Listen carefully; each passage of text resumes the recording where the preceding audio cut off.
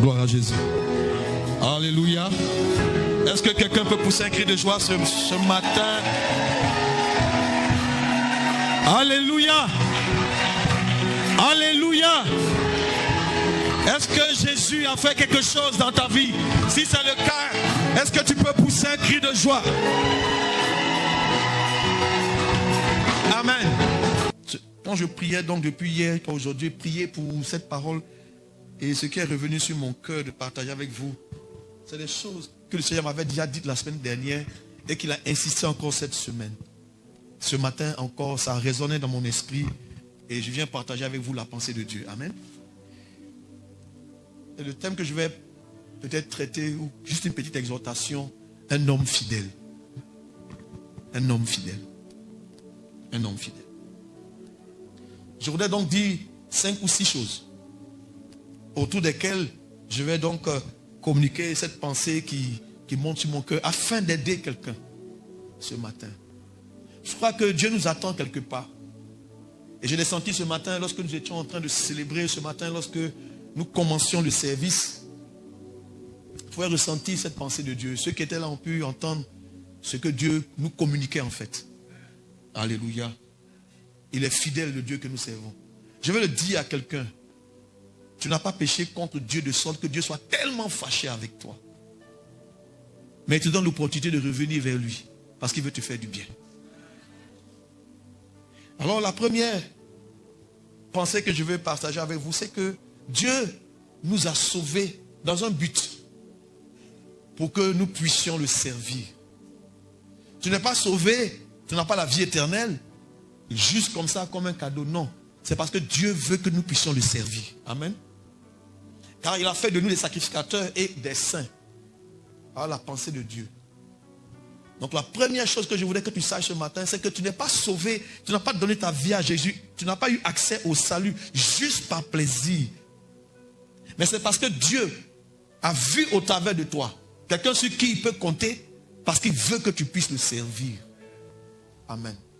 Donc la première chose que je voudrais dire donc en insistant, c'est que Dieu nous a sauvés pour que nous puissions le servir et il a fait de nous des sacrificateurs et des saints. On va ouvrir la parole de Dieu dans le livre, dans l'évangile de Luc. Dans Luc au chapitre 1, je vais donc préciser cette pensée-là en m'appuyant sur quelques écritures. En Luc au chapitre 1, à partir du verset 72. Je vais lire la parole du Seigneur. C'est le cantique du sacrificateur Zacharie. Il a commencé donc à chanter par l'Esprit de Dieu, à prophétiser. Et à partir du verset 72, où nous allons commencer, c'est ainsi qu'il a manifesté sa miséricorde envers nos pères et se souvint de sa sainte alliance selon le serment par lequel il avait juré à Abraham, notre père, de nous permettre, donc Dieu a juré à Abraham, de nous permettre, après que nous serions délivrés de la main de nos ennemis, de le servir sans crainte. En marchant devant lui dans la sainteté et dans la justice tous les jours de notre vie. Ici nous voyons l'intention de Dieu, c'est que après qu'il nous ait délivrés, que nous puissions maintenant le servir. Alléluia. Dis à ton voisin, Dieu t'a sauvé pour que tu puisses le servir. Ce qui voudrait dire que nous sommes tous appelés au service de Dieu. Amen. Mais chacun en son rang. Donc dis à ton voisin, si tu ne le savais pas, voisin, je t'annonce. Le pasteur dit de te dire que tu es un serviteur de Dieu. Ou tu es un servant. Tu es au service de Dieu. Dieu t'a délivré afin que tu puisses le servir. Alléluia. Sans crainte. En marchant devant lui dans la sainteté, dans la justice tous les jours de ta vie. Amen. Donc voilà le plan de Dieu. Pourquoi Dieu te sauve. Et pourquoi le Seigneur nous demande d'aller annoncer l'évangile afin que d'autres personnes également soient sauvées pour que nous puissions tous ensemble le servir. Et dans Apocalypse 19 au verset 5 et au verset 6, on le connaît tous ce passage. Quand nous prenons Apocalypse 19 verset 5, et une voix sortit du trône disant, louez notre Dieu, vous tous ses serviteurs, vous qui le craignez petits et grands. Et ensuite, on va plutôt revenir dans pas Apocalypse, plutôt Exode 19. Dans Exode 19, à partir du verset 5. Maintenant, si vous écoutez ma voix, Exode 19, verset 5. Si vous écoutez ma voix, et si vous gardez mon alliance, vous m'appartiendrez entre tous les peuples. Car toute la terre est à moi. Et le verset 6, qui nous dit ceci: vous serez pour moi un royaume de sacrificateurs et une nation sainte. Voilà les paroles que tu diras aux enfants d'Israël. Donc Dieu, dès le départ, veut faire de nous ses serviteurs. Il nous sauve afin que nous puissions le servir sans crainte, en marchant devant lui. Et de chacun de nous, au service de Dieu, il fait de nous des sacrificateurs. Amen. Donc que tu le veuilles ou que tu ne le veuilles pas, Dieu t'a déjà établi comme serviteur et servant de Dieu. Quel que soit ton âge. Je le répète, donc quel que soit ton âge, quelles que soient les circonstances de ta vie actuelle, Dieu, le Seigneur t'appelle à le servir. Chacun doit chercher à savoir comment est-ce qu'il peut servir Dieu. Et c'est ce que nous faisons, amener les chrétiens à comprendre cela et maintenant à se lever pour servir le Seigneur. Alors ma grande question est la suivante. Je veux que tu demandes à quelqu'un, est-ce que tu es en train de servir le Seigneur? Demande à ton voisin. Es-tu en train de servir Dieu? Si Dieu nous a sauvés, donc, si ton voisin n'a pas répondu, demande à l'autre voisin. Peut-être que ce n'est pas le bon. C'est certainement pas le bon voisin. Oui, il y a des personnes qui pensent que servir Dieu, c'est les autres. Servir Dieu, il y a des personnes qui sont dédiées à cela. Non, tu as toi aussi, dès l'instant où tu es sauvé, dès l'instant où tu as donné ta vie à Christ, dès l'instant où tu es sorti du péché, que tu as accepté Christ pour marcher en nouveauté de vie, dès cet instant, le Seigneur fait de toi son serviteur. Alléluia. Et nous faisons tous partie du corps de Christ. Et en tant que membre de ce merveilleux corps de Christ, chacun de nous a un rôle. Chacun de nous a une fonction. C'est de découvrir quel est ton rôle, quelle est ta fonction, et de te mettre au service de Dieu. Tout ce que nous faisons dans la maison de Dieu, c'est d'emmener les chrétiens à grandir, à découvrir ce qu'ils ont à faire et à servir le Seigneur fidèlement.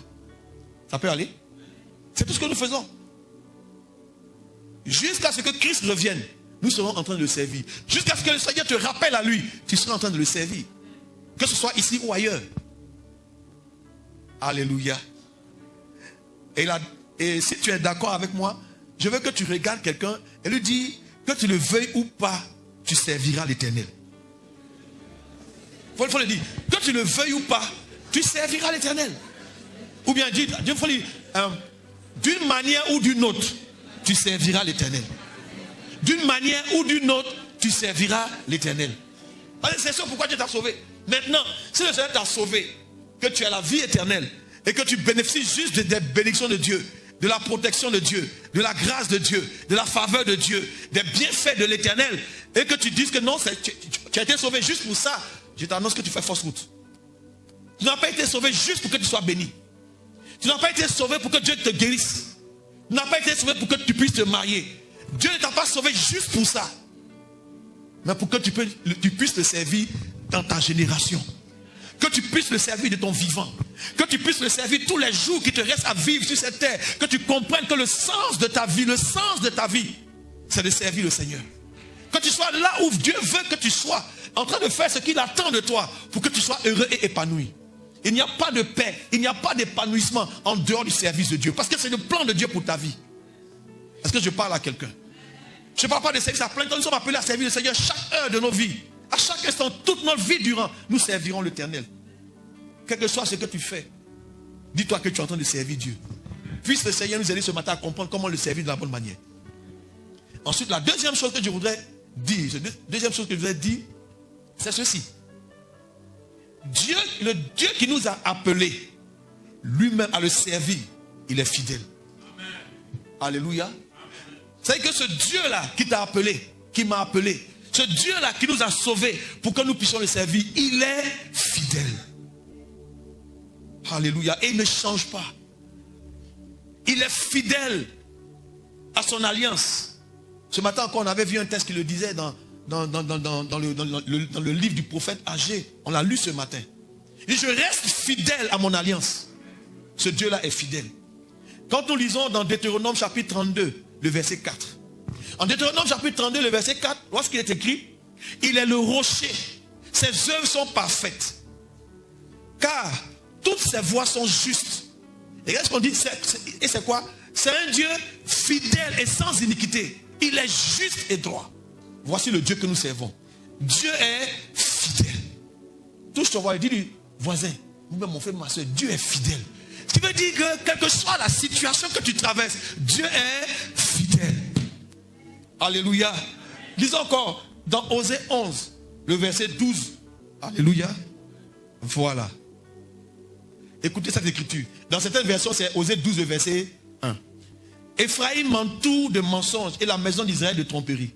Ce qui va m'intéresser ici, c'est la dernière section de ce verset. Judas est encore sans frein vis-à-vis de Dieu. Vis-à-vis de qui? Du Saint fidèle. Mais je ne savais pas que c'était un autre nom de Dieu. Le Saint fidèle. Alléluia. Le Dieu que tu adores est fidèle. Jusqu'à on l'appelle comment? Le Saint fidèle. Alléluia. Donc, quand tu as prié dès maintenant, tu peux aussi l'appeler Saint fidèle. Il va te répondre. Alléluia. Le Saint fidèle. Je te donne des références. Que tu comprennes que le Dieu que nous servons, il est fidèle. Dans 1 Corinthiens au chapitre 1, nous lisons le verset 9. 1 Corinthiens au chapitre 1, le verset 9, pour ceux qui prennent note. Là-bas encore, c'est écrit clairement. Dieu est fidèle. Lui qui nous a appelés à la communion de son Fils, Jésus-Christ notre Seigneur. Alors nous voyons là que Dieu est fidèle. Alléluia. Donc je dis toutes ces choses pour encourager quelqu'un que le Dieu qui nous a appelés à le servir, lui-même, il est fidèle. Ça peut aller? Et je te donne encore une autre référence. En 2 Corinthiens au chapitre 1, 2 Corinthiens chapitre 1, le verset 18. Le verset 18 dit ceci: aussi vrai que Dieu est fidèle. Ce qui veut dire que on ne peut pas, Dieu ne va pas se dédire. Quelque part, il est écrit que même si vous êtes infidèle, lui, il demeure fidèle. Donc ici, on doit comprendre que Dieu est vraiment fidèle. Il y a une insistance sur la fidélité de Dieu dans les Écritures. Que tu comprennes que ce Dieu qui t'a sauvé afin que tu puisses le servir, eh bien ce Dieu-là, il est fidèle. Et je le dis pour que tu le comprennes. Je le dis pour que ça rentre bien dans ta compréhension. Il est fidèle. Maintenant, nous savons que notre Dieu se présente à nous sous trois formes différentes. En tant que Père, en tant que Fils, en tant qu'Esprit. Mais le Père, nous dit l'Écriture, c'est le Saint fidèle. Dieu fidèle. Hébreux 3:2. En parlant de Jésus, on dit Jésus qui a été comment? Qui a été fidèle à celui qu'il a établi comme le fils Moïse dans toute sa maison. Ici, cette Écriture nous dit que Jésus qui a été comment? Fidèle à celui qu'il a établi. Donc Dieu, il a été fidèle. Donc Jésus lui-même est fidèle. Il y a un autre passage qui parle de la fidélité en parlant de Jésus. Dans Apocalypse chapitre 1, le verset 5. Apocalypse chapitre 1, le verset 5. De la part de Jésus-Christ, le témoin fidèle, le premier-né des morts. Donc ici, on voit, en parlant de Jésus, non seulement il est fidèle à celui qu'il a établi, mais en plus il est le témoin fidèle. Donc Dieu est le Saint fidèle. Dieu est fidèle. Jésus, Fils de Dieu, lui aussi il est comment? Il est fidèle à celui qu'il a établi. Il est le témoin fidèle. Quelqu'un me dirait, et le Saint-Esprit alors? Il ne peut qu'être fidèle également. Mais on peut se rassurer dans Galates au chapitre 5, à partir du verset 22. Dans Galates, on parle du fruit de qui? Du fruit de l'Esprit. Ce que l'Esprit produit en nous.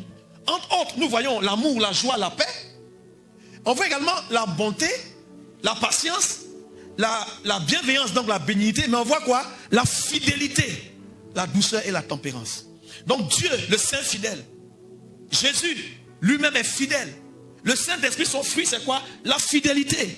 Donc vous voyez bien que Dieu, dans toutes les manifestations de Dieu, la fidélité est au rendez-vous. Ça peut aller? Alléluia. Celui qui nous a appelés est comment? Est fidèle. Et la Bible nous dit que nous avons été créés à son image et à sa ressemblance. Donc ce que Dieu attend de nous en la réalité, ce que Dieu attend de nous, comme troisième chose que je veux dire ce matin, ce que Dieu attend de nous, c'est que nous également, nous soyons comment? Nous soyons fidèles dans notre service. Que nous soyons fidèles.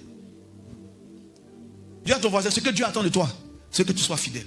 Ouais, souvent, on prie ce Dieu fidèle. On appelle la fidélité de Dieu dans nos situations. On appelle la bonté du Seigneur. Souviens-toi de moi. Mon Dieu, tu es fidèle. Mon Dieu, tu es fidèle. Mais Dieu te regarde ce matin et te pose la question. Et toi, es-tu fidèle? Troisième chose que je voudrais dire ce matin, c'est que Dieu nous attend, ce que Dieu attend de nous, c'est que nous soyons fidèles. Comme lui, Dieu est fidèle. Dieu fidèle, le Saint fidèle, Jésus-Christ, le témoin fidèle, qui a été fidèle à celui qui l'a établi. Le Saint-Esprit, dont le fruit est la fidélité. Ce Dieu dont nous réclamons la fidélité, ce Dieu dont nous réclamons, ce Dieu que nous confessons, ce Dieu que nous adorons, il est fidèle. Et son intention en nous sauvant, c'est que nous puissions le servir. Et ce qu'il attend de nous, c'est que notre service soit aussi un service comment? Un service dans la fidélité. On va prendre une écriture. On va prendre une parole. Allons dans le livre de Matthieu chapitre 24. Matthieu chapitre 24. Et nous allons lire à partir du verset 45. Matthieu chapitre 24. À partir du verset 45. Je vais faire la lecture. Matthieu 24, 45. Quel est donc le serviteur fidèle et prudent? Vous lisez avec moi? Quel est donc le serviteur fidèle et prudent que son maître a établi sur ces gens pour leur donner la nourriture au temps convenable? Point d'interrogation. Donc c'est comme si on posait la question, où est ce serviteur fidèle et prudent? Et cependant Dieu t'a sauvé, tu as la vie éternelle, Christ est ton Seigneur, tu pries, le Seigneur entend, il écoute tes prières, tu sais que tu es protégé par la main de Dieu, tu sais que tu bénéficies de la grâce de Dieu, mais tu as oublié quelque chose, tu es en même temps au service de Dieu. Et ce que Dieu attend de toi, c'est la fidélité. Alors la question est posée, où est ce serviteur fidèle? Est-ce que quelqu'un peut demander à son voisin, où est le serviteur fidèle? Maintenant la réponse devait être laquelle? Si tu as demandé à quelqu'un, où est le serviteur fidèle, quelle devait être la réponse? Donc, autrement dit, tu témoignes que dans ton service là, tu es fidèle. Que le Saint-Esprit vienne à ton secours. Alors écoutez-moi bien, quel est ce serviteur fidèle que son maître a établi sur ces gens? Pour faire quoi? Pour leur donner la nourriture au temps convenable. Le verset suivant dit ceci. Heureux ce serviteur que son maître à son arrivée trouvera faisant ainsi. Qu'est-ce qui va se passer? Je vous le dis en vérité, il l'établira sur tous ses biens. Écoutez-moi. Quand ce serviteur fidèle, ici on nous dit que c'est comme si le maître va récompenser la fidélité de chacun d'entre nous. Je le répète. Servir Dieu de manière fidèle est une manière d'activer envers toi la récompense. Et j'ai compris que beaucoup de personnes n'ont pas accès à la grandeur parce qu'ils manquent de fidélité dans leur service. Là, quand il va te donner avoir accès à ses biens, il va t'établir sur tous ses biens. Autrement dit, ta situation est en train de changer. Dieu t'élève. Quand Dieu trouve au milieu de son peuple des personnes qui le servent fidèlement, alors qu'est-ce qu'il fait? Il va les élever.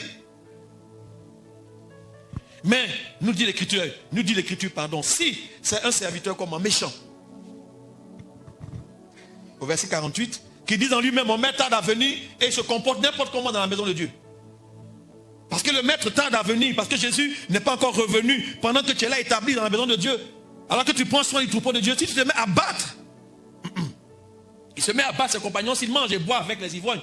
Le maître de ses serviteurs viendra le jour où il ne s'y attend pas, à l'heure qu'il ne connaît pas, et il le mettra en pièces et lui donnera sa part avec les hypocrites. C'est là où il y aura des pleurs et des grincements de dents. Ça veut dire que voici quelqu'un qui a été établi, serviteur de Dieu, qui a été sauvé, qui sert le maître, mais qui n'a pas servi de la bonne manière, qui va se retrouver en enfer. Là où il y a des pleurs et des grincements de dents. Donc, encourage ton voisin. Dis à ton voisin, je sais que tu es en train de servir, mais si tu fais mal, si tu ne sers pas convenablement, tu risques de te retrouver en enfer. Écoutez-moi très bien. Je vais dire quelque chose à quelqu'un ce matin. C'est vrai, nous servons tous le Seigneur ensemble. Nous travaillons pour le Seigneur ensemble. Mais il faut que chacun revoie sa manière de servir le Seigneur.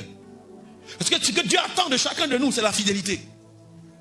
Et c'est ce que je disais dans cette communauté le dimanche dernier. Certaines personnes étaient surprises d'entendre ce que je disais, comme si c'était la première fois qu'ils entendaient ça. Il ne s'agit pas seulement d'être au service de Dieu. Et que Dieu, non, il y a une manière de le servir. Il faut le servir avec fidélité. Parce que lui-même est fidèle. Vous ne pouvez pas demander à Dieu, Seigneur, tu es un Dieu fidèle, souviens-toi de moi, et toi-même tu n'es pas fidèle dans ton service pour Dieu. Et que tu n'as même pas compris que Dieu t'a sauvé. Christ t'a donné ta vie à Christ, c'est une grâce. C'est par pure grâce que nous sommes sauvés par le moyen de la foi. Cela ne vient pas de nous-mêmes, mais c'est Dieu qui nous accorde ce don de croire. Et le fait que tu sois sauvé, ça veut dire que tu es appelé au service de Dieu. Dieu te met quelque part où tu vas le servir. Autrement dit que là où tu es assis, tu es en train de le servir. Mais comment? Fidèlement. Ça peut aller?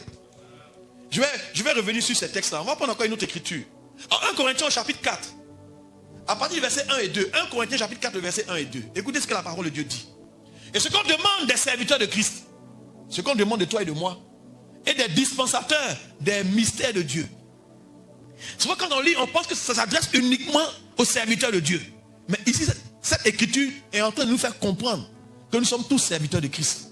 Et ce qu'on demande de nous, on dit des serviteurs de Christ, on nous regarde comment? Comme des dispensateurs. Dis à ton voisin, tu es un dispensateur. Bon, son féminin c'est dispensatrice.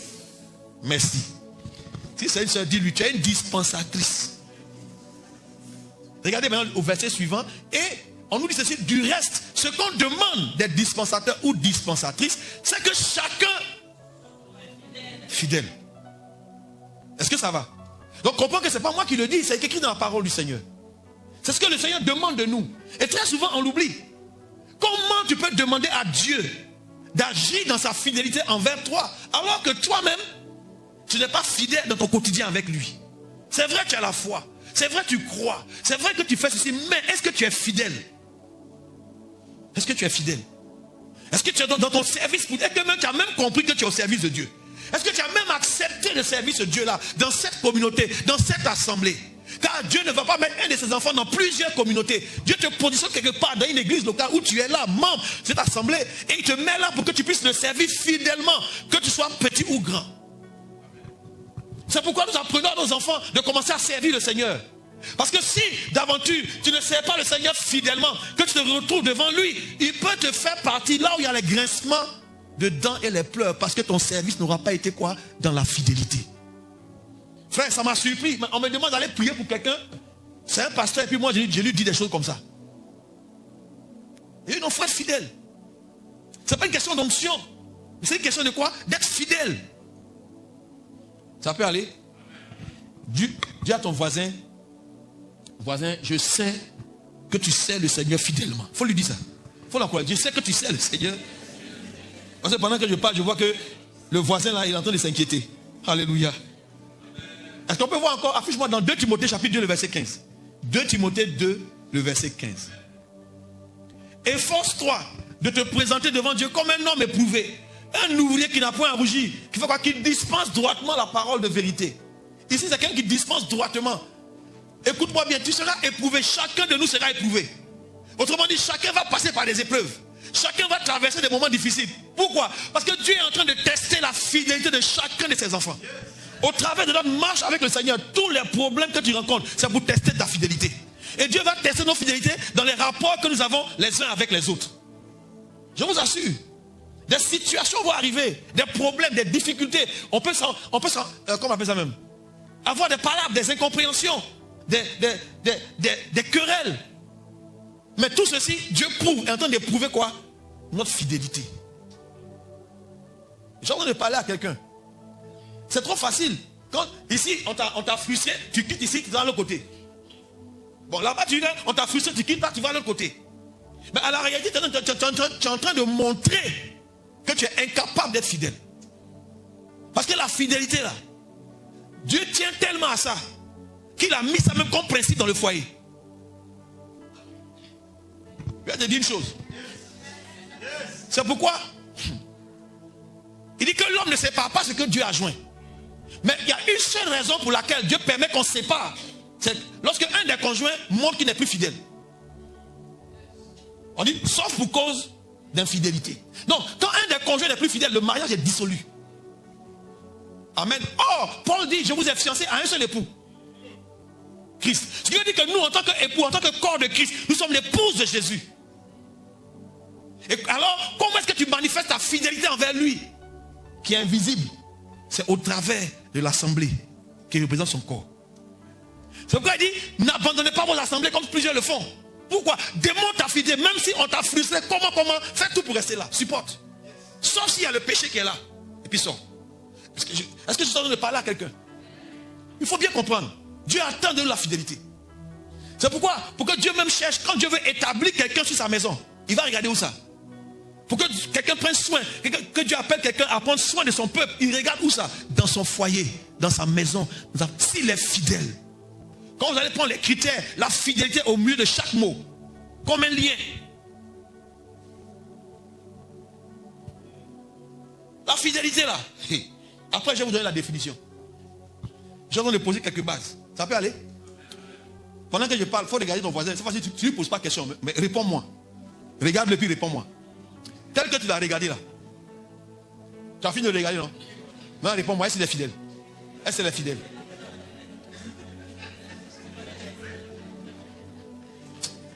Ta réponse là me fait. Ta réponse là me fait. Elle est fidèle. Il est fidèle. S'il est fidèle, acclame très fortement le Seigneur. Alléluia. Maintenant, toujours dans ce principe que Dieu attend de nous que nous soyons fidèles, regardons maintenant dans Matthieu chapitre 25. En Matthieu chapitre 25, à partir du verset 14, le texte est un peu long, je vais revenir dessus encore plus tard, mais je voudrais déjà qu'on puisse comprendre quelque chose. On parle du royaume de Dieu. Au verset 14, il en sera comme d'un homme qui partant en voyage, appela ses serviteurs et leur remit ses biens. Il donna 5 talents à l'un, 2 à l'autre et un au troisième. Mais ce que les gens ils ont oublié, c'est que le verset dit qu'il a donné à chacun selon sa capacité. Ça veut dire que nous n'avons pas tous les mêmes capacités. Nous sommes en train de travailler, nous n'aurons pas tous le même rendement. Ce qui veut dire que celui qui a eu 5 talents, c'est en fonction de ses capacités qui sont en lui. Dieu sait quel type de capacité il a mis en chacun. Donc quand il te donne les talents pour le servir, on ne va pas avoir les mêmes résultats. Que chacun soit trouvé quoi? Fidèle. Ce qu'on demande, ce qu'on demande à ce serviteur fidèle et prudent, c'est de donner aux chrétiens, aux gens de la maison quoi, la nourriture au temps convenable. Mon rôle s'arrête là.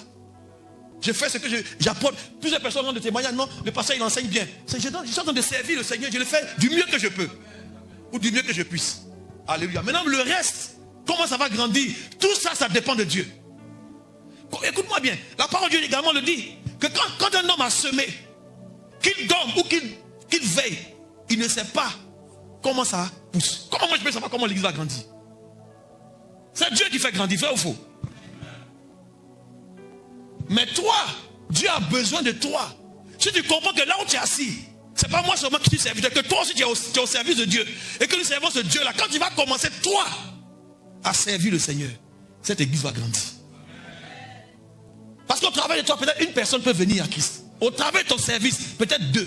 Au travers de toi, ça peut prendre 2 ans, ça peut prendre 1 an, mais au moins 3 ou 4 personnes viendront. Si chacun le faisait, ici on serait au moins 1500. Alors de toi à moi, qui est fidèle, qui n'est pas infidèle? Moi je suis là fidèlement là. Chaque dimanche après dimanche, je donne la parole de Dieu. Mais et toi?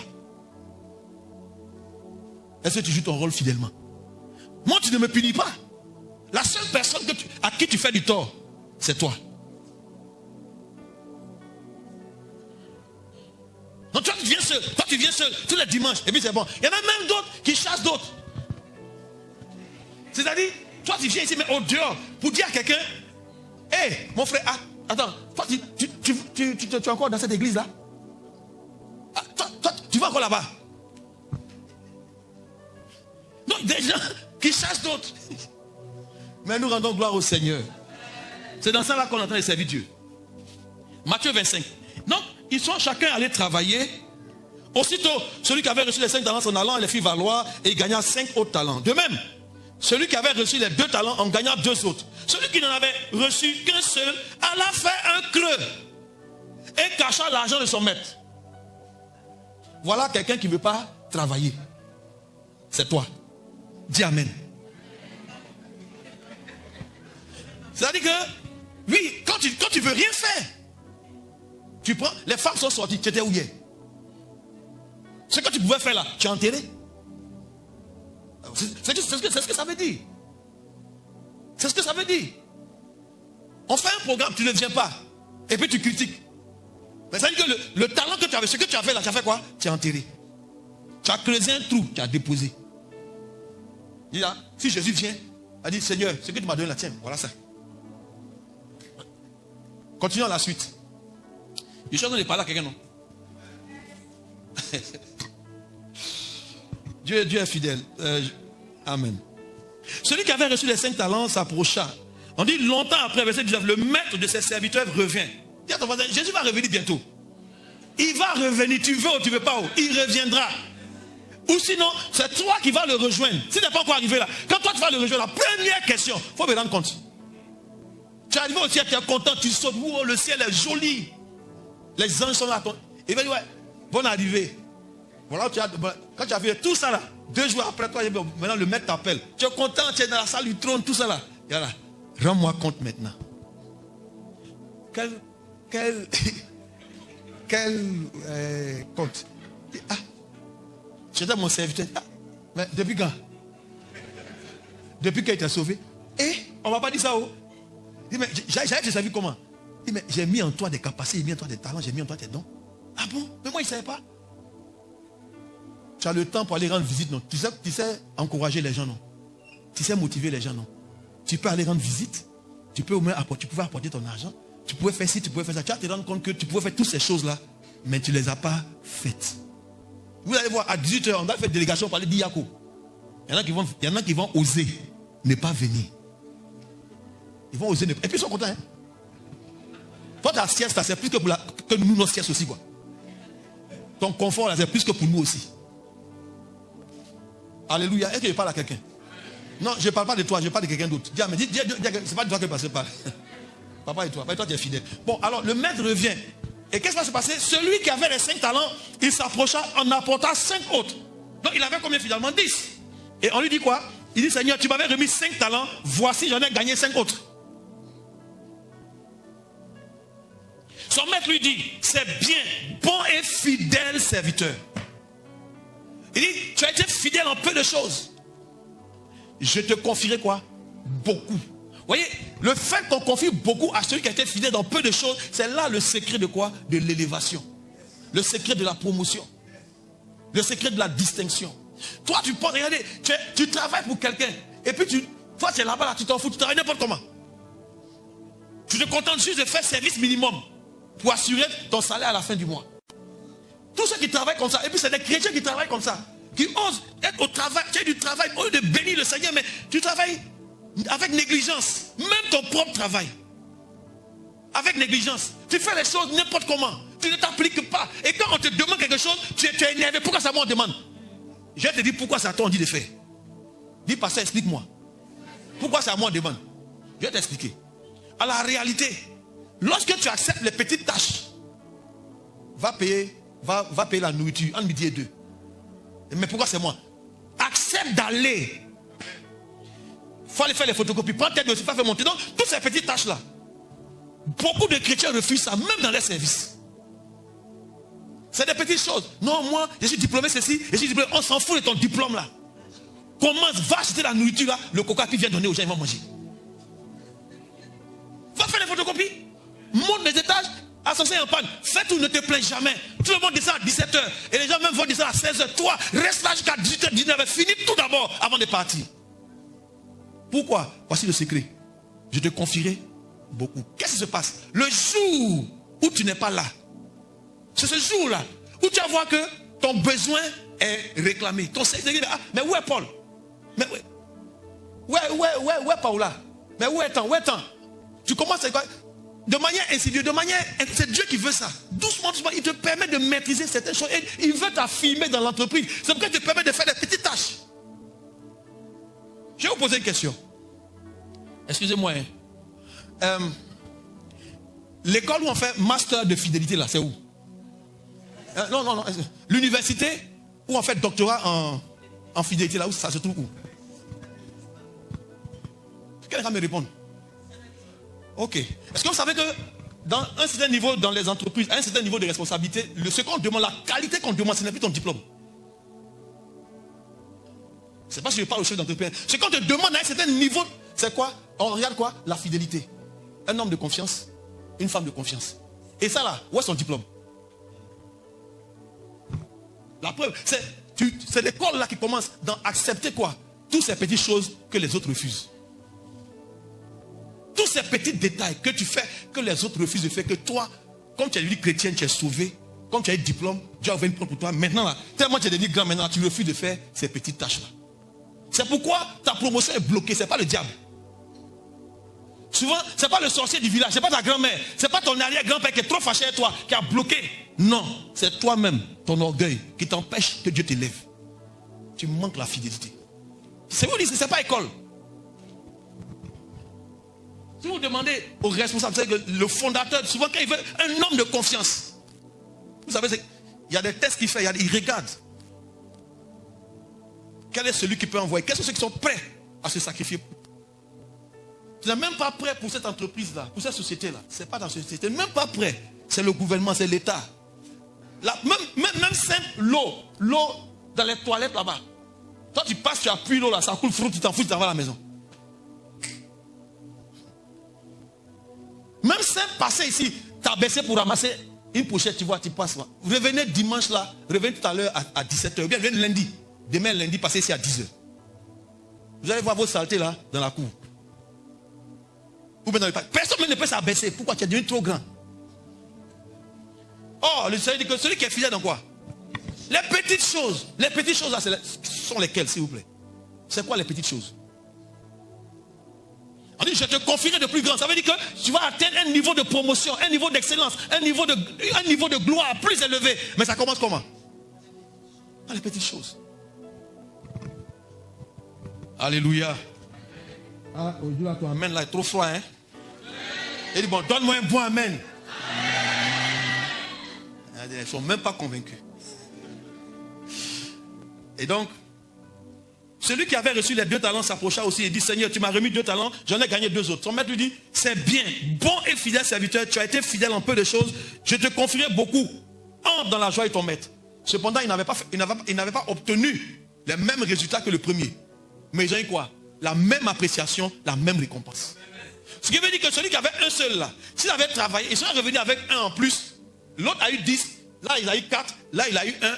Mais il aurait eu quoi? La même appréciation et la même récompense. Pour dire ceci à tous les serviteurs, lui qui a 10 000 membres, 5 000 membres, 100 millions de membres, celui qui a 100 membres, s'il a été fidèle, ils recevront tous la même récompense. C'est pourquoi grande église, grosse église, c'est vous les chrétiens qui n'avez pas compris, qui accordez plus de considération, plus de respect à quelqu'un qui a 10 000 membres. Un autre qui a 100 membres, vous le regardez comme un moins que rien. Et cependant, Dieu peut l'appeler comment? Bon et fidèle serviteur. Entre dans le repos de ton maître. Il dit, parce que tu as été fidèle en peu de choses, je te confie quoi? Encore plus. J'ai dit à quelqu'un ce matin, c'est dans les petites choses, dans les petits détails de notre quotidien, que Dieu cherche qui est fidèle. Que Dieu regarde. Le diplôme de fidélité s'obtient dans ces petites choses-là. C'est pas toi-même qui as tapé ta poitrine pour dire je suis fidèle. Non. C'est ton comportement, ta conduite, ton attitude, tes paroles, ta manière de fonctionner dans les petits détails. Et c'est les autres qui te voient, qui disent oui, celui-là, il est fidèle, bien celle-là, il est fidèle. C'est pas toi-même, tu ne peux pas apprécier ça de toi-même. Quand tu penses qu'on tape ta tête, c'est toi que l'homme a tout fait. Oui, c'est une bénédiction. L'homme a tout fait. C'est toi que la femme a tout fait. Oui, c'est une bénédiction. Oui, moi dans la maison là, c'est toujours moi qui fais ci, c'est toujours moi qui fais ça. C'est justement ça qui est bon. C'est quand tu n'es pas là maintenant qu'on dit, ah mais où est Papou, où est Papitou? Où est Bijou? Je parle à un jeune. Si on t'envoie, tu refuses. Tu ne vas pas connaître la grandeur dans ta vie. Je répète. Si on t'envoie, tu refuses d'aller, tu ne connaîtras pas la grandeur. S'il refuse la chicoter là normalement, mettez-les sur le chemin de la grandeur. Secouez-les, non, va faire. Il ne veut pas, tu vas aller faire quand même. Vas-y. Et le Seigneur, il y a tellement de paraboles dans les Écritures qui parlent de ça. Je peux continuer? Et quand nous regardons, maintenant celui-là qui en a donné un, regardez sa réponse. Regardez ce qu'il va dire. Celui qui avait reçu qu'un verset 24. Dit Seigneur, il connaît Jésus, il connaît le Seigneur, il appelle Seigneur. Et regardez ce qu'il dit. Je savais que tu es un homme dur. Hein? Et il dit, tu moissonnes où tu n'as pas sémé. Où est ce genre de chrétien là? Il ne veut pas travailler. Et lui, c'est quelqu'un qui dit ça. Après, on va faire. Et puis c'est lui qui va prendre la gloire. On va faire, puis c'est lui, on applaudit. Et puis, c'est quoi? C'est bon, il ne fait rien. Mieux, il ne fait rien en même temps. Et les gens sont là, ils ne font rien. Je vais voir où ça va aller. Mais tu n'es pas fidèle. Tu ne peux pas taper ta poitrine pour dire, moi, je suis fidèle. Dieu cherche des personnes fidèles, frère. J'insiste sur le troisième point. Dieu cherche, il demande de nous la fidélité, mais il cherche des personnes fidèles. Tu moissonnes où tu n'as pas sémé, tu es un homme dur. Dieu est dur. Hein? Jésus est dur. D'accord? Et tu amasses où tu n'as pas vanné. C'est pourquoi, verset suivant, il va dire ceci. Tu as eu peur. Il n'a pas eu peur. Il est paresseux, il est méchant lui-même. Parce que la réponse, on dit méchant serviteur. Donc il est méchant, il n'avait pas peur, il est méchant. Je suis allé cacher ton talent dans la terre. Autrement dit, j'ai laissé, je n'ai rien fait avec. Voici ce qui est à toi. Prends. Hein? Jésus va répondre quelque chose qui est intéressant. Il dit, mais ça c'est le Seigneur, le maître. Mais il sait quoi? Serviteur comment? Méchant et paresseux. Et il y a plusieurs chrétiens. Ils sont sauvés dans la maison de Dieu. Mais ils sont méchants et paresseux. Il veut être là, il veut faire quelque chose. Quand c'est lui, on va voir. Quand c'est lui, on va voir. Quand c'est lui, les gens vont applaudir. Il est d'accord. Si on ne l'applaudit pas, si on ne le voit pas, il n'est pas d'accord. Si je ne suis pas à la tête, si je ne suis pas devant, je ne fais pas. Pourquoi c'est moi qui vais avoir un? Moi, je vais avoir 5 là. Moi, je vais avoir 2. Justement, c'est parce que tu ne peux pas avoir les 5 qu'on t'a donné un. C'est parce qu'on ne doit pas te voir que tu es caché. Alléluia. Frères et sœurs, ce n'est pas tous les organes du corps qu'on voit. Mais cependant, tous ces organes font partie du corps de Christ. Il y a des personnes, des chrétiens qui seront cachés dans leur service, on ne les verra pas. Mais ça ne veut pas dire que parce qu'on ne te voit pas, tu n'es pas utile au corps. Au contraire, c'est parce qu'on ne te voit pas que tu es encore plus utile. Frère, qui a déjà vu son cœur? Le jour où on voit quelqu'un la porte ouverte dans le cœur, on sait qu'il y a un danger qui est là. La personne est prête à mourir, ta porte est ouverte. Si vous voyez quelqu'un avec tous ses intestins au dehors, parce qu'un intestin est fâché, pourquoi je vais être caché? Je vais être vu aussi. Moi aussi, je dois me voir. On dit, pardon, faut laisser. Ton fonctionnement l'a fait du bien à tout le monde. C'est quand tu ne vois pas là, que tu fonctionnes là. C'est là que tout le monde est heureux. C'est là que tout va bien. Si le foie disait non, moi aujourd'hui on doit me voir. Et puis le foie vient comme foulard. Vous imaginez un peu? Ça va être compliqué. Ok? Et le Seigneur dit, serviteur méchant et paresseux, tu savais que je moissonne ou je n'ai pas sémé, tu sais ça? Tu sais que j'amasse ou je n'ai pas vanné. C'est Dieu qui récoltera toute la gloire. Il a dit à moi seul toute la gloire, vrai ou faux? Toute la gloire va lui revenir. Il dit, ok, tu sais ces choses-là, pourquoi tu n'as pas pris mon argent pour mettre en banque? Et il a dit ça, hein? Il fallait donc remettre mon argent là au banquier. Et à mon retour, j'aurais retiré ce qui est à moi avec un intérêt. Ceux qui pensent que Dieu n'aime pas l'argent là, voilà ça part. C'est Jésus qui a dit qu'il parle des banques, qu'il parle d'intérêt. Ça, c'est pas les termes économiques. J'ai arrivé là-bas bientôt. Donc, je passe. Et puis, il dit au verset suivant, ôtez-lui. Ça, c'est un chrétien. Il est dans le service. Il est au service de ce maître-là. Et puis, on lui dit quoi? Ce qu'il a là, ôtez-lui. Et donnez-le à l'autre qui avait les 10. Tandis qu'il a les 10. Oh, il avait reçu 5. Donc, ça fait 11. Quand il va travailler, ça fait 22. Bon, et puis, faites quoi avec lui là? On fait quoi avec lui? Verset suivant. Car on donnera à celui qui a. C'est ça, non? Et il sera dans l'abondance. Et à celui qui n'a pas, on notera même ce qu'il a. Et toi, méchant serviteur, frère, quoi est toi? Et le serviteur inutile, jetez-le dans les ténèbres du dehors. Écoutez-moi bien, tu as été sauvé pour servir. Mais si tu es maintenant inutile, tu ne fais rien. Tu dis que non, tu ne peux pas ne pas avoir reçu quelque chose. Tous, dès que nous sommes sauvés, nous avons reçu quelque chose de la part du Seigneur. Quand tu l'as accepté, il a déposé en toi quelque chose. Un talent, un don, une capacité. Dieu a déposé en toi. Tu sais faire quelque chose qui sera utile dans la maison de Dieu. Je refuse d'être inutile. Dis à ton voisin, je refuse d'être inutile.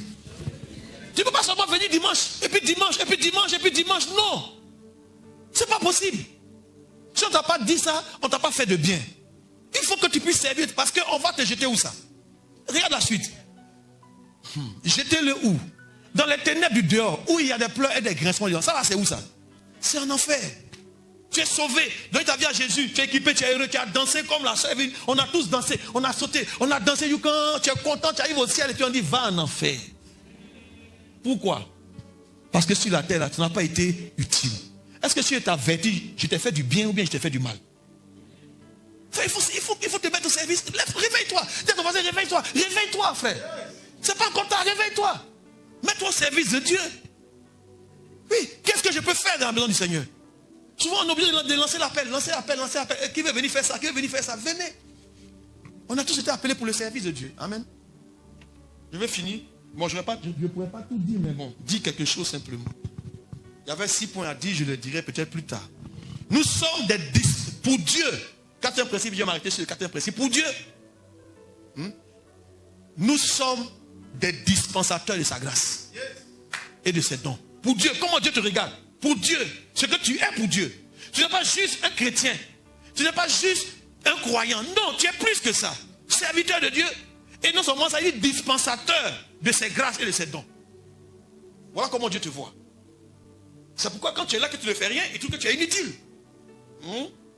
Et ce qu'il a déposé en toi, tu seras surpris, va venir enlever ça. Allons en 1 Pierre 4, verset 10. Comme de bons dispensateurs des diverses grâces de Dieu, que chacun de vous, quand on dit chacun de vous, on parle de qui? Que chacun, on parle de tout le monde, que chacun de vous mette au service des autres le don qu'il a reçu. Frère, à quel moment ce que toi tu as reçu nous est utile? À quel moment ce qui est en toi nous est utile? À aucun moment. Toi tu viens seulement pour recevoir. Mais il y a encore beaucoup plus de joie à donner qu'à recevoir. Et quand on dit comme de bons dispensateurs de diverses grâces, donc tu as accès à quelque chose avec Dieu, c'est pour le partager aux autres. Dans ton service, tu vas rendre cela aux autres. Qu'est-ce que tu fais? Qu'est-ce qu'on profite de toi? Qu'est-ce que tu nous apportes? Où est-ce que tu te trouves dans l'organisation, dans le fonctionnement de l'église? Où est-ce que tu te trouves? Et tu apportes quelque chose dans cette maison, même si c'est intercédé. Prier simplement là, tu n'es pas là. Alors qu'est-ce que tu fais au fait? Alors comme de bons dispensateurs des diverses grâces de Dieu, que chacun de vous mette au service des autres le don qu'il a reçu. Regarde ton voisin et puis pose une question de ma part. Quel est le don qu'il a reçu? Il n'a qu'à nous dire ça aujourd'hui. Certainement, il y a un don que tu as reçu. Dieu n'a jamais laissé un de ses enfants sans qu'il y ait quelque chose qu'il a reçu de la part de Dieu. Si c'est un don de guérison, pourquoi est-ce que tu voudrais que... Pourquoi est-ce que tu ne pries pas pour les malades? C'est quel don tu as? Quelle est la capacité que tu as reçue? Est-ce que je parle à quelqu'un ce matin? Et pourquoi? Oui, ce matin, Dieu nous disait que lui, il est fidèle et il va ébranler le ciel. Il va ébranler la terre. Il va ébranler la mer. Il va même ébranler les nations pour faire venir vers nous les richesses. Parce que l'argent est à lui. L'or est à lui. Mais ce qu'il nous demande, est-ce que tu es fidèle? Dans les moindres choses. Est-ce que tu es prêt à mettre au service des autres le don que tu as reçu? Les hommes vont faire une sortie le 14. C'est un prétexte pour annoncer l'évangile. Tu peux venir avec un ami, allons courir un peu, on va marcher un peu, on va faire une randonnée. Alors on va sortir, c'est détendre. Ton ami viendra, vrai ou faux? Ce sera l'occasion pour lui d'entendre l'évangile. Mais encore, là encore, tu as trouvé que non, tu es trop fatigué aujourd'hui. Là. Il y aura après. C'est-à-dire il y a des manières de fonctionner de certaines personnes. Ils sont là et puis ils ne font rien. Ils sont là et ils ne font rien. Mais quand nous prions que la grâce de Dieu descend, il faut les voir. Ils veulent les voir. Puis un coup, ils les soient, ils sont contents. Ça le mieux bon coup là, tu vois. Et puis un truc, Dieu intense, ça met une bénédiction descend. Dieu, le gars, il a une promotion quelque part là-bas. Mais où est-ce que nous, on a quoi dedans? Dis à ton voisin, on a quoi dedans? Mets au service des autres le don que tu as reçu. Alors, dispensateur là, ça vient du mot dispenser. Dispenser qui veut dire donner. Hein? Partager. Partager. Répandre. Accorder à quelqu'un quelque chose. Hein? Distribuer. Voilà, le vrai mot c'est distribuer. Donc quand on parle d'un dispensateur, c'est celui qui distribue, qui donne aux autres, qui accorde des bienfaits aux autres. Quelqu'un qui partage. Quelqu'un qui donne. Et c'est ce que Dieu fait de toi, ton service là, c'est ça. Dispenser, donner, partager. Ton temps même, tu n'as rien, mais tu as quand même le temps.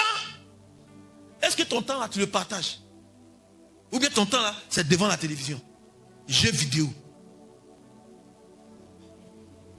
Tout ton temps, TikTok, tu es comme ça.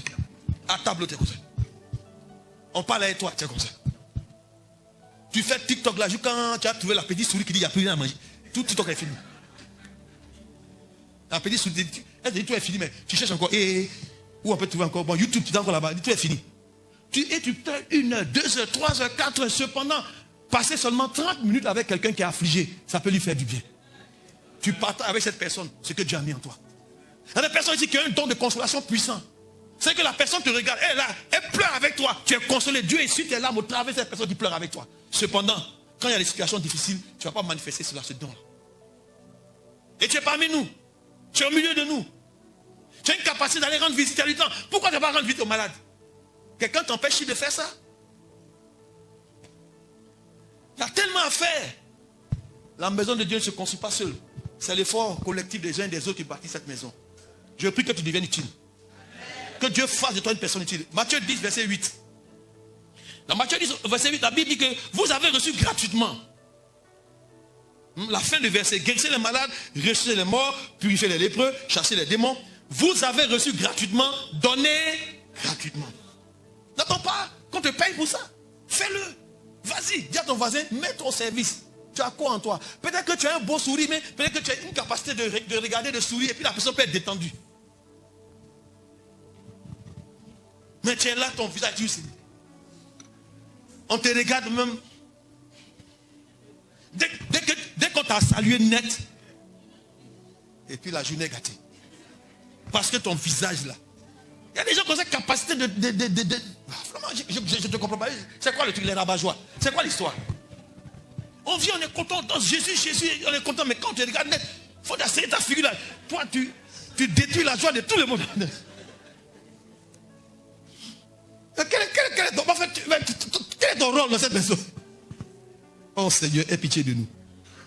Et puis la Bible dit encore que si tu l'as reçu, 1 Corinthiens chapitre 4 verset 7, il dit qu'as-tu que tu n'aies reçu? Et si tu l'as reçu, pourquoi te glorifies-tu comme si tu ne l'as pas reçu? Personne ne peut faire du bien aux autres et puis dire que non, grâce à moi. Grâce à moi. C'est mon onction. C'est ma puissance. Non, c'est pas grâce à toi, c'est Dieu qui t'a accordé cette grâce. C'est pour nous. Autrement dit, le don qu'il navigue au travers de moi, c'est pour vous. C'est pas pour moi. Je ne peux pas taper ma poitrine pour dire non, je suis devenu quelqu'un. Non. Tout ce que Dieu m'accorde, c'est pour vous. Si je viens, je prie le matin, je priais, je vois des choses, je dis, ah voilà ce que je vois. Des personnes reçoivent. Mais c'est pour vous, je suis en train de vous servir. Je ne peux pas après taper ma poitrine, non, c'est moi le grand prophète, non. Non. Si Dieu m'a rien montré, là, je vais voir quoi? Je vais inventer rien. Mais quand tu me dis, voici ce qui se passe, là je suis en train de mettre mon don au service, pour servir les chrétiens. Quelqu'un peut être à oui, j'ai reçu, et puis dans la semaine, quelqu'un m'a appelé, ah pasteur, tu avais dit ça. Voilà ce qui s'est passé dans ma vie. Donc j'ai aidé quelqu'un. Ah, je passe à autre chose.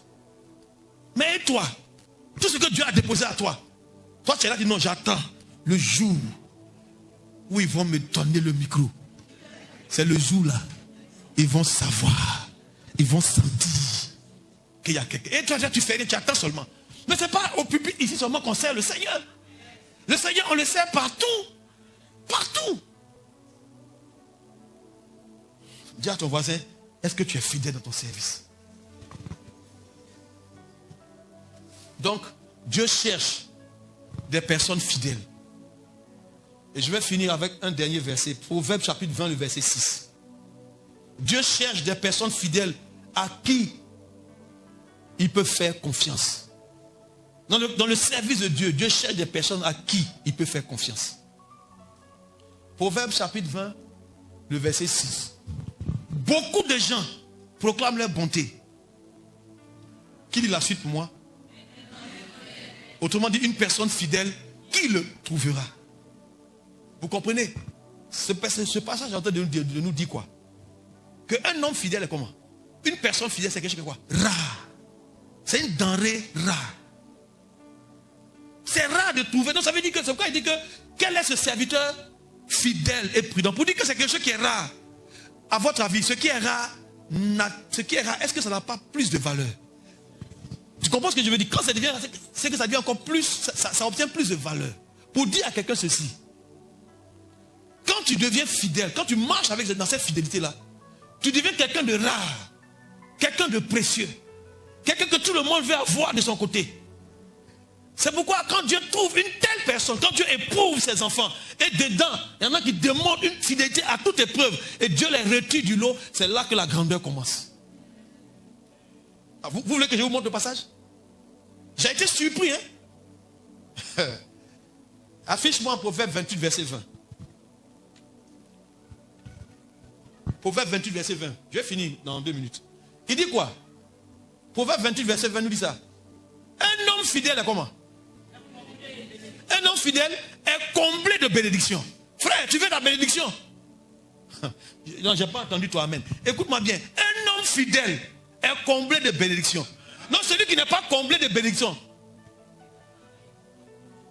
il est comment? Il n'est pas fidèle. Donc si quelqu'un veut être béni, est-ce que vous comprenez maintenant le principe? Le principe là, ça vient du Saint fidèle, du Dieu fidèle. Ça vient de qui? Celui qui est fidèle, il est comblé de bénédictions. Celui qui est fidèle est comment? Comblé de bénédictions. Alléluia. C'est pourquoi même en parlant, Paul dit à Timothée, dans 2 Timothée chapitre 2, le verset 2. Paul dit à Timothée, et ce que tu as appris de moi. Quelqu'un connaît ce verset, non? Ce que tu as appris de moi, en présence de beaucoup de témoins, fais quoi? Confie-le à des hommes fidèles qui pourront l'enseigner à leur tour à d'autres. Vous savez, ce qu'on recherche comme collaborateur, la qualité qu'on recherche pour le collaborateur, c'est quoi? La fidélité. Ce n'est pas l'onction. Ce qu'on cherche, ce n'est pas des hommes ouins. Ce que cette parole dit, ce n'est pas des hommes ouins. Dans un premier temps. Mais c'est des hommes comment? Des personnes fidèles. Donc tu vois que tu peux manifester la fidélité même si tu penses que tu n'as pas l'onction. Ce que tu attends de nous, c'est la fidélité. Dis à ton voisin, c'est la fidélité que Dieu attend de toi. La fidélité, dis amen. Ce que tu as appris de moi, en présence de beaucoup de témoins, confie-le à des hommes fidèles. Ce qui veut dire qu'on demande à Timothée, parce qu'il est en train de construire l'église, de bâtir l'église. On lui demande, il donne conseil. Regarde, ce que tu vas nommer, ce que tu vas responsabiliser, regarde à quoi? S'ils sont des personnes fidèles. Ne cherche pas d'abord des personnes qui ont l'onction, ou bien qui ont beaucoup d'argent. Cherche d'abord à responsabiliser des personnes qui sont comment? Fidèles. Parce que qui trouvera un homme fidèle? C'est des gens qui sont rares. Un homme fidèle est un don de Dieu pour un leader. Et je vais m'arrêter là. Vous allez voir, pour qu'une mission réussisse, il faut toujours que le leader soit accompagné par un homme fidèle. Est-ce que vous savez ça? Jésus n'aurait pas réussi s'il n'y avait pas Jean. David n'aurait pas réussi s'il n'y avait pas Jonathan. Et non, Jonathan aussi, c'est la même racine que Jean. Don de Dieu. Celui que Dieu a donné. Donc quand Dieu veut que tu ailles loin, il te donne une personne fidèle. Les leaders le savent. Qui ont une grande vision pour l'entreprise. Ils savent que pour développer l'entreprise, il faut quoi? Des personnes fidèles. C'est un principe qui a été établi par Dieu lui-même. Un homme fidèle, qui le trouvera? Dieu est fidèle. Et si vous êtes infidèle, moi je demeure fidèle. Et Jonathan a montré sa fidélité à David. Au point où son âme s'est attachée à l'âme de David. Jean a manifesté sa fidélité envers Jésus. Au point où, quand tout le monde a fui pour l'abandonner à la croix, il y avait un seul qui était là, Jean était là. Et il avait pris cette habitude-là de poser sa tête pour poser les questions au Seigneur. Il s'était rapproché jusque sur la poitrine du Seigneur. Pourquoi? Parce qu'il l'aimait. Et il a démontré la fidélité. Au point où dans les Écritures on dit que Jean disait, la Bible dit qu'il est le disciple que Jésus aimait. Pour dire quoi? Que le Seigneur aime les personnes qui sont fidèles. Plusieurs personnes peuvent proclamer leur bonté. Tu peux dire Seigneur je t'aime, oh Seigneur je t'adore. Tu peux louer, célébrer Dieu. Mais ce que Dieu regarde, c'est la fidélité. Et lui il sonde les cœurs, il sonde les reins. Tu ne peux jamais le tromper. Tu peux nous tromper nous les hommes, mais tu ne tromperas pas Dieu. Et le conseil qu'on donne ici c'est que ne choisis que des personnes qui sont fidèles. À qui? À toi et à l'œuvre de Dieu. Vous voyez des personnes qui sont fidèles? Si on prend, je voulais vraiment finir avec un dernier verset. Proverbe 11, verset 13. Et puis je ferme ma Bible. Dieu nous a sauvés pour le servir, n'est-ce pas? Nous sommes appelés à servir Dieu, chacun de nous. Deuxième principe, Dieu est comment? Dieu est fidèle. Troisième principe, ce que Dieu attend de nous, c'est quoi? C'est la fidélité. Et quatrième chose, j'ai dit, Dieu cherche des personnes fidèles. Regardez Proverbe 11, verset 13, et puis je m'arrête. Celui qui répand la calomnie dévoile les secrets. Ça non? Mais celui qui a l'esprit fidèle fait quoi? Est-ce que je suis en train de parler à quelqu'un? Tu n'as pas choisi de bons collaborateurs. Tous tes secrets sont dehors. Parce qu'en plus il est proche de toi. C'est toi qui donnes l'opportunité de voir et d'entendre ces secrets-là. Si tu as choisi la mauvaise personne, avant que tu ne te rendes compte, tous tes secrets seront dehors. C'est pourquoi la personne qui a l'esprit fidèle est une personne rare, recherchée par Dieu. Et surtout dans le service de Dieu, c'est la plus grande qualité qui est requise pour avoir un service efficace. Pour ne pas avoir eu des personnes fidèles, beaucoup ont échoué. Quand Dieu veut que tu aboutisses de ta vision, il t'amène des personnes fidèles. Et la fidélité est éprouvée. La fidélité passe au feu. Comme c'est une denrée rare. De la même manière que l'or passe dans le creuset de l'orfèvre. du bijoutier dans le feu pour faire sortir le métal précieux. La même manière, Dieu éprouve ses enfants, chacun d'entre nous, pour faire sortir ces choses rares, la fidélité. Dieu est fidèle.